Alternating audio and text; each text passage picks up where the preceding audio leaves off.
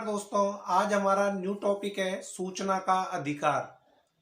सूचना के अधिकार के अंतर्गत हम ये पढ़ेंगे कि सामान्यतः सूचना के अधिकार को हम किस प्रकार से प्राप्त कर सकते हैं, इसके लिए क्या प्रोसीजर है और सामान्यतः सूचना अधिकारी कौन होता है। सामान्यतः जो हमारा ये टॉपिक है सूचना का अधिकार, जिसे हम आरटीआई एक्ट 2005 के नाम से भी जानते हैं, यानी कि आरटीआई एक्ट अर्थात राइट टू इंफॉर्मेशन, यानी कि सूचना का अधिकार। आप सबको पता है दोस्तों, जनता टैक्स देती है और जब जनता टैक्स देती है तो उसे यानी कि यह जानने का अधिकार है कि हमारे टैक्स का या हमारे पैसे का सदुपयोग सही ढंग से हो रहा है या नहीं। अर्थात वह विभिन्न प्रकार की जानकारियां प्राप्त कर सकता है या कर सकती है, या सामान्यतः जितने भी सरकारी विभाग हैं उनके बारे में जानकारी प्राप्त की जा सकती है। अब सरकारी विभागों की जानकारी प्राप्त करने के लिए सामान्यतः यदि जनता किसी सरकारी कर्मचारी से विभिन्न प्रकार की यदि कोई भी सूचना मांगती है तो सरकारी कर्मचारी को वह सूचना उपलब्ध करानी होगी। इसी को ही हम सूचना का अधिकार कहते हैं। और सूचना के अधिकार के अंतर्गत हम देखेंगे कि हम कौन कौन सी सूचनाओं को प्राप्त कर सकते हैं। इसमें देखिए, सबसे पहले है लोकसभा द्वारा यह कानून, यानी कि सूचना का अधिकार जो कानून है, यह कानून लोकसभा द्वारा 15 जून 2005 को पारित किया गया था। यह कानून 15 जून 2005 को पारित किया गया और साथ ही यह 13 अक्टूबर 2005 को पूरे देश में लागू हुआ। कहने का अर्थ यह है कि जो आरटीआई एक्ट है वह लोकसभा में 15 जून 2005 को और इसके साथ ही पूरे की पूरे भारत में 13 अक्टूबर 2005 को लागू हुआ। इस योजना के तहत हम केंद्र सरकार या राज्य सरकार के अधीन किसी भी विभाग के बारे में जानकारी या सूचनाओं को एकत्रित कर सकते हैं। और जब कभी भी हम सूचनाएं मांगेंगे तो कोई भी विभाग हमें जानकारी देने से मना नहीं कर सकता, क्योंकि हम एक टैक्स पेयर हैं। क्योंकि भारत देश की जनता टैक्स चुकाती है और टैक्स चुकाने के कारण वह यह जानने का अधिकार रखती है कि हमारे पैसे का सही प्रकार से उपयोग हो रहा है या नहीं।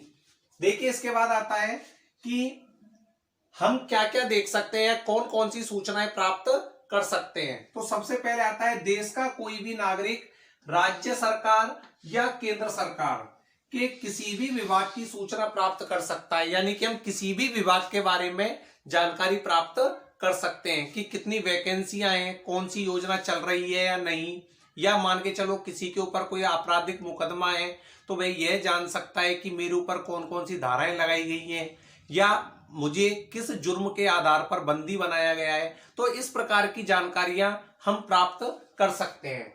इसी प्रकार से कामों को देख सकेंगे। कामों को देखने का अर्थ यह है कि मान के चलो हमारे गली मोहल्ले में कोई सड़क का निर्माण हुआ है। अब गली मोहल्ले में जब सड़क का निर्माण हुआ है तो हम ठेकेदार से या उस सरकारी विभाग से यह जान सकते हैं कि इसमें कौन सी कंपनी की सीमेंट का प्रयोग किया गया है, या इसमें कितनी मात्रा में सीमेंट, कितनी मात्रा में बजरी या कितनी मात्रा में अन्य उत्पाद लगाया गया है। अर्थात हम उनके कामों को देख सकेंगे और काम में आने वाली सामग्री के नमूने भी ले सकेंगे, यानी कि उसमें कौन कौन सी चीजें काम में आई है।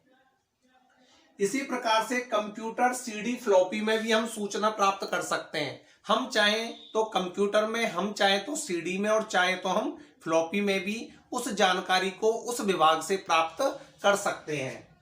और मजदूरी के मेस्ट्रोल, टेंडर के दस्तावेज और विभागों की योजना की जानकारी भी हम प्राप्त कर सकते हैं। कहने का अर्थ यह है दोस्तों कि आरटीआई एक्ट 2005 के अंतर्गत देश का कोई भी नागरिक केंद्र सरकार या राज्य सरकार के अधीन किसी भी विभाग के बारे में जानकारी प्राप्त कर सकता है या कोई भी जानकारी जुटा सकता है, और कोई भी विभाग इस जानकारी को देने से मना नहीं कर सकता। सूचना प्राप्त करने का तरीका, यानी कि सूचना किस प्रकार से प्राप्त की जा सकती है। तो सूचना प्राप्त करने के लिए हमें एक निर्धारित प्रपत्र, यानी कि एक निर्धारित जो आवेदन पत्र होता है उस पर हमें आवेदन करना होगा और आवेदन करने के साथ ही हमें 10 रुपए का पोस्टल ऑर्डर, यानी कि पोस्ट ऑफिस से हमें 10 रुपए का पोस्टल ऑर्डर लेकर उस आवेदन को करना होगा या उस विभाग में जमा कराना होगा। विभाग में जमा कराने के साथ ही दोस्तों, अगर सूचना बड़े आकार के नकल की है, मान के चलो आप कोई बड़ी सूचना प्राप्त करना चाहते हो, तो उसके लिए आपको अतिरिक्त पैसे जमा कराने पड़ेंगे। कहने का अर्थ है कि हमारी सूचना यदि छोटे आकार की है तो हमें 10 रुपए का पोस्टल ऑर्डर लगाना है और उस संबंधित विभाग में जमा करा देना है। लेकिन यदि हमारी सूचना बहुत बड़े आकार की है तो उसके लिए हमें अतिरिक्त पैसा देना होगा। इसी के साथ ही दोस्तों, सीडी या फ्लॉपी के लिए मान के चलो हम उस सूचना को, जो सूचना हम प्राप्त करना चाहते हैं उसे हम सीडी या फ्लॉपी में लेना चाहते हैं, तो हमें 50 रुपए अतिरिक्त जमा कराने होंगे। और इसी प्रकार से यदि हम उसके फोटोकॉपी में प्राप्त करना चाहते हैं, जो कागज में दस्तावेज है उसकी हम फोटोकॉपी कराना चाहते हैं, तो प्रति पृष्ठ हमें 2 रुपए अतिरिक्त देने होंगे, यानी कि 2 रुपए प्रति पृष्ठ के हिसाब से आपको देने होंगे। यानी कि फोटोकॉपी 2 रुपए प्रति पृष्ठ की दर से देने होंगे। और इसी प्रकार से दोस्तों, रिकॉर्ड दस्तावेज देखने के लिए, यानी कि जो आपने आवेदन पत्र के साथ 10 रुपए जमा कराए थे, उस 10 रुपए को जमा कराकर आप 1 घंटे तक निःशुल्क उस दस्तावेज को देख सकते हैं। लेकिन यदि आपको दस्तावेज और अधिक देखना है तो प्रति 15 मिनट के हिसाब से आपको 5 रुपए अतिरिक्त देने होंगे। अर्थात कहने का अर्थ ये हुआ कि यदि हमें देखने में 1 घंटे 10 मिनट का समय लगा तो इसका अर्थ है कि हमें 15 रुपए देने होंगे, यानी कि 1 घंटे तो हम निःशुल्क देख सकते हैं 10 रुपए में, और इसी प्रकार से प्रति 15 मिनट से कम समय के लिए हमें 5 रुपए अतिरिक्त देने होंगे। इसी प्रकार से दोस्तों, आवेदन के 30 दिन के अंदर सूचना प्राप्त कर सकेगा, यानी कि जब भी आपने आवेदन किया है उस आवेदन के 30 दिन के अंदर अंदर आप सूचना प्राप्त कर सकेंगे। ठीक है दोस्तों, कहने का अर्थ ये हुआ कि हम एक निर्धारित आवेदन पत्र पर आवेदन करेंगे, 10 रुपए का पोस्टल ऑर्डर लगाएंगे। यदि सूचना बड़े आकार की है तो अतिरिक्त पैसा देना होगा। इसके अलावा हम फोटोकॉपी के लिए 2 रुपए प्रति पृष्ठ की दर से अतिरिक्त देने होंगे। यदि हम जानकारी को सीडी या फ्लॉपी में प्राप्त करना चाहते हैं तो उसके लिए दोस्तों में कितने रुपए देने होंगे? 50 रुपए। और इसके साथ ही हम रिकॉर्ड या दस्तावेज देखने के लिए हमें 10 रुपए में हम 1 घंटे तक निःशुल्क और प्रति 15 मिनट से कम समय के लिए हमें 5 रुपए अतिरिक्त देने होंगे। और आवेदन के 30 दिन के अंदर अंदर आप सूचना प्राप्त कर सकेंगे। 30 दिन के अंदर अंदर आप सूचना प्राप्त कर सकेंगे। इसके बाद देखिए दोस्तों, छठा पॉइंट है हमारा व्यक्ति के जीवन की स्वतंत्रता के बारे में। यदि हम ऐसी कोई भी सूचना प्राप्त करना चाहते हैं जो किसी व्यक्ति के जीवन की स्वतंत्रता से जुड़ी हुई है, तो इस प्रकार की सूचना 48 घंटे में उपलब्ध कराई जाएगी, यानी कि 48 घंटे के अंदर अंदर वह उसकी सूचना प्राप्त कर सकेगा। और इसी के साथ ही समय अवधि के अंदर, यानी कि जो समय अवधि है 30 दिन की, उसके अंदर अंदर यदि कोई भी विभाग या कोई भी कर्मचारी यदि सूचना नहीं देता है तो इसे सूचना से इनकार समझा जाएगा।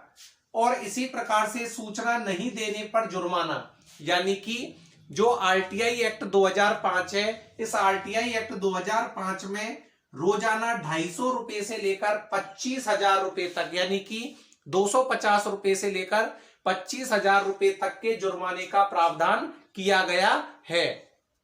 दोस्तों, कौन सी सूचनाएं प्राप्त नहीं की जा सकती हैं?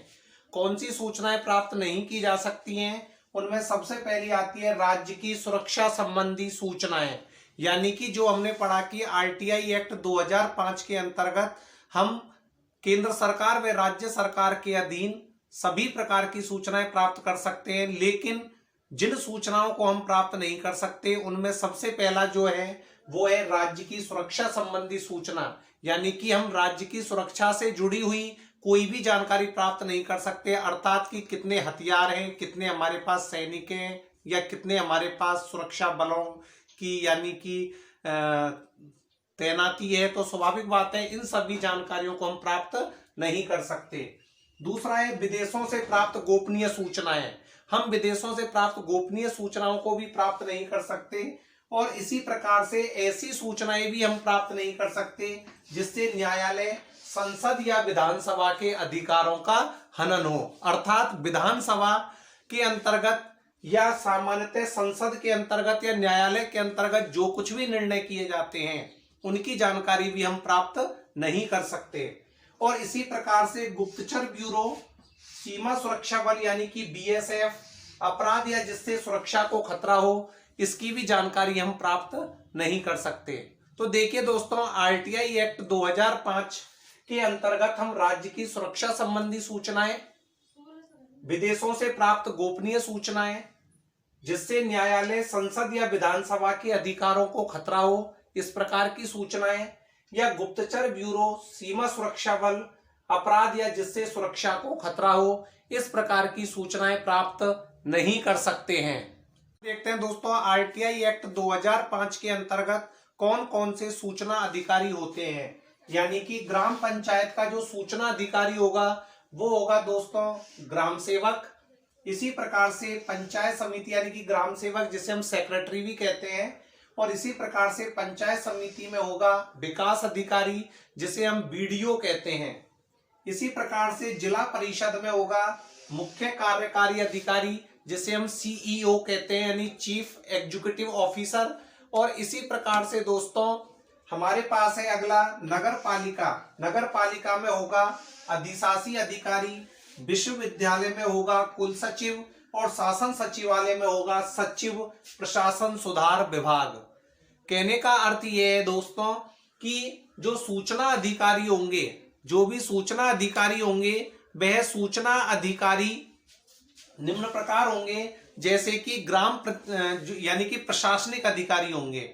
और प्रशासनिक अधिकारी यदि सूचना उपलब्ध नहीं कराएं तो इनकी सूचना को सामान्यतः, जैसे कि ग्राम पंचायत में ग्राम सेवक है तो ग्राम सेवक की सूचना को सुनेगा सरपंच। कहने का अर्थात ये है कि जो सूचना अधिकारी हैं वो इस प्रकार के सूचना अधिकारी बनाए गए हैं जो कि प्रशासनिक अधिकारी होते हैं, और प्रशासन से संबंधित अपनी गतिविधियों को यानी कि सुचारू रूप से जारी करने का काम करते हैं। दोस्तों अपील का समय, यानी कि जैसा हमने देखा कि जो सूचना अधिकारी होते हैं उन सूचना अधिकारियों द्वारा 30 दिन के अंदर भी सूचना नहीं देने की स्थिति में लोक सूचना अधिकारी से सूचना मिलने के 30 दिवस के अंदर उच्च अधिकारी के समक्ष अपील की जा सकती है। अर्थात जो हमने अभी अभी पढ़ा कि जो ग्राम पंचायत होता है उसमें ग्राम सेवक, पंचायत समिति में बीडीओ, इसी प्रकार से जो जिला परिषद है उसमें सीईओ, ये क्या होते हैं, सूचना अधिकारी होते हैं। ये यदि 30 दिन के अंदर भी सूचना उपलब्ध नहीं कराते हैं तो हम इनकी अपील उच्च अधिकारी के समक्ष कर सकते हैं। और इनके जो उच्च अधिकारी होंगे या अपील करता होंगे वो राजनीतिक प्रमुख होते हैं। यानी कि जो हमने पहले पढ़े वो सब प्रशासनिक प्रमुख थे और ये हैं राजनीतिक प्रमुख।